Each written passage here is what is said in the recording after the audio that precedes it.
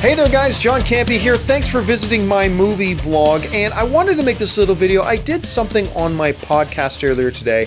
A live question came on the John Campea podcast earlier asking about, DC and Marvel fanboys and trying to compare them to sports fans and things like that. And I went off on a bit of a ramble, if you will. And since then, I had a few people tweet to me saying, John, you should really make that a standalone video. So here I am. I want to talk a little bit about fandom. And number one, about how wonderful fandom is, and being part of the fandom community is an incredible thing. But that inside fandom, specifically within Marvel fandom, or Marvel fanboys as we call them, and DC fandom, or DC fanboys as we call them, there are two desperately deep and destructive, toxic problems within the realm of that fandom that I think fans both have to identify, acknowledge, and then try to do something about. Because left unchecked, I think these two problems not only stop fandom from flourishing, it actually becomes a toxic and destructive influence, taking away fandom from other people and actually making more and more people want to leave the fan community because of these two things. Now, before I get into these two things, I want to make something really clear here. We're really talking about 5% of the people in the fandom communities, the DC fanboys and the Marvel fanboys, because 95% of Marvel fanboys are intelligent, active, positive fans. 95% of DC fanboys and in the DC fandom communities are intelligent, positive fans that add to the fandom community. It's that 5% that are like a fly on a wedding cake. They just trolls that kind of take all the attention, they just yearn for attention, and they become destructive to everything else. It's just the 5%, but it's important to keep in mind the vast majority of the people in these fan communities are intelligent, positive fans. The first big problem is this, is how the fanboys define themselves. The idea of being a DC fanboy on the surface is that I love DC and the DC movies, therefore I'm a DC fanboy. A DC fanboy in that description is somebody who defines themselves by what they love. A Marvel fanboy, 95% of them, love the Marvel films. They're just really excited about the Marvel films, and they're a big Marvel fanboy. They define themselves as a Marvel fanboy by what it is they love. They love the Marvel films. Unfortunately, though, we get 5% of the people who that is not what the definition means for them. You see, for them, it's not enough. If you're a DC fanboy, it's not enough to just love DC. To them, loving and being a DC fanboy is not about loving DC. It's about hating Marvel. For some, those 5% of Marvel fanboys, being a Marvel fanboy is not about loving the Marvel films. It's about hating DC. You see, these 5% of people, while fandom is supposed to be something that is defined by what you love, these 5% of online vocal fanboys define themselves by what they hate. Their identity is wrapped up in hate and what it is they hate. Their identifying traits aren't about how much they love and enjoy the DC movies.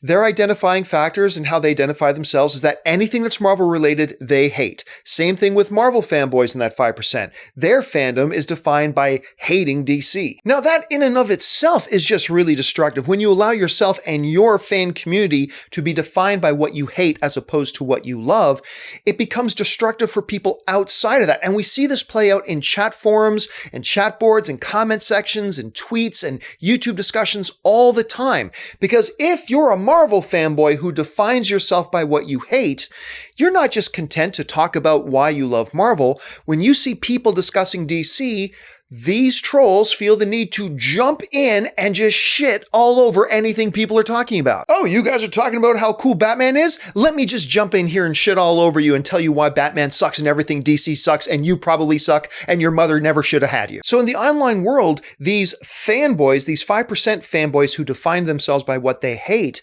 they get their sense of worth and sense of purpose and sense of mission, not just loving the thing they love, but by purposely going out and try to take away and steal the joy from fans of other things. Like a lot of these DC fanboys, they're only happy if they try to ruin the fan experience for people who are fans of Marvel. They are in a chat board, they can't sit silent when people are talking about how much they love a Marvel property. They have to jump in there and try to steal their joy, to try to make their time a negative experience. They only feel happy if they're making other people upset. That's what these people do. And don't get me wrong, it's totally fine for somebody to sit down and watch everything Marvel has put out and decide that I don't like anything they've put out, but hey, I'm open-minded to seeing what they do, and if they put out something good, I'll say that I like it.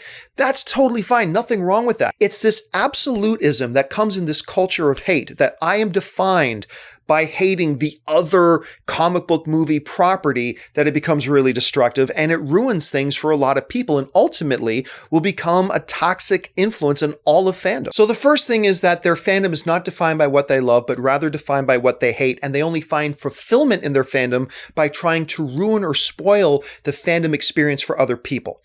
The second big problem that I find within this 5% community of DC and Marvel fanboys is that they cannot tolerate any criticism about the object of their fandom. This is one of those situations where I like to define movie fandom, or at least compare movie fandom to sports fandom. Sports fandom's been around a lot longer than Marvel and DC movie fandom. Like, sports fandom's been around like hundreds of years. So it's a more mature fan base. And they have matured to the point where the biggest fans of a sports team are also the fans who will be the first to point out, acknowledge, and put a spotlight on the things that are wrong with their favorite sports team. Them loving a sports team doesn't mean that they stick their head in the sand and ignore that there's any problems and try to shut down anybody else who talks about the problems with their team. No!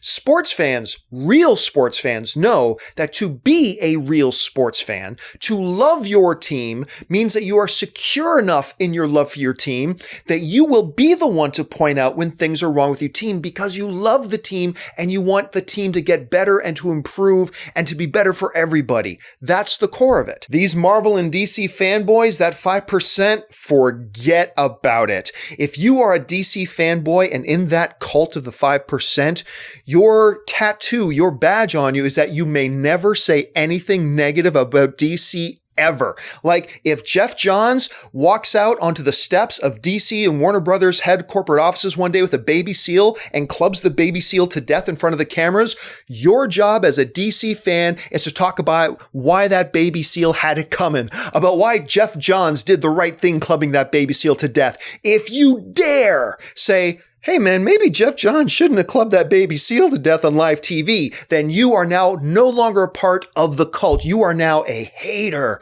Now you're a DC hater. Doesn't matter if you've loved everything DC's done so far. Doesn't matter if you love Batman vs. Superman. Doesn't matter if you love Man of Steel. If you don't say Jeff Johns was good and right in clubbing that baby seal to death, you are a DC hater and you are now the enemy. And in that Marvel cult of 5%, I'm telling you, man, if Kevin Feige were to walk into an orphanage, have his Marvel police force tie all the kids to their beds, and he came around, pulled out his Marvel dick, and started pissing on all the orphans, that Marvel cult of 5%, those Marvel fanboys, will talk about and get online and say, well, I think the orphans liked being peed on by Kevin Feige. And if you don't dare get in line and say that exactly what Kevin Feige did was good and right and just and true to piss on those orphans, then you are now a Marvel hater and you have no place among us. And the destructive repercussions of an attitude like that, you can see in the chat boards every day. I watched almost in real time, in live action, as somebody mentioned, like, hey, they're a big fan of Batman vs. Superman and Suicide Squad, but Wonder Woman didn't quite work for them. Holy crap. And I like Wonder Woman myself, but holy crap. People turned on that guy. Like, the comments that came after, the replies to that dude's comment were vicious and toxic and mean. It's like, we are just talking about movies, right? Like, we're just talking about fans. And this guy just said he didn't quite like a movie like you liked a movie. Doesn't matter. In the church of DC fanboys and in the church of Marvel fanboys, there is no room for, rationality. There is no room for personal opinion. There is no room for just being sane. You can't love everything from one thing. You can't hate everything from one thing. But man, if you don't do it, there's no tolerance for that. And they jumped all over and hammered this guy. The irony comes in this, in these people, the 5%ers in the Marvel and the DC camps, they think themselves zealots that they just so love their property. You don't understand, John. I just act that way because I love this property so much. No, you don't. You don't. That's the irony here. You're a fake fan. You are what I call an AF. You're an artificial fan. See, because real fans love their properties enough, the object of their fandom enough, that they want to acknowledge and highlight and talk about the weaknesses of the things they love, just like sports fans, because at their core, sports fans want what's best for their teams. They want their teams to improve and be better and to be as great as they can be. And they understand that a team isn't going to be as great as it can be if its fans just shove their heads in the sand. The irony with these cults of Marvel and DC fanboys, they think themselves zealots, but really they're AFs. They're artificial fans. They don't have enough security to point out the flaws or acknowledge the flaws, or even just acknowledge that other people have opinions that are different from theirs in the object of their fandom. They don't have it. So therefore, by my interpretation, they just don't love the object of their fandom enough to acknowledge or let other people acknowledge there are problems with it. They are, while thinking themselves true fans, they're actually the opposite. They are artificial fans. Real fans who love their properties are the ones who, number one, themselves have no problems acknowledging and talking about the weaknesses in the object of their fandom, but number two, have no problem with other people saying that they have a problem with the object of their fandom as well. Real fans who are secure can do that. Artificial fans can't handle it. So there you have it, guys. Those are what I see as the two big problems in the worlds of DC and Marvel fandom right now. Problem number one, instead of identifying themselves by what they love, they completely identify themselves by what they hate and only find satisfaction in spreading that hate.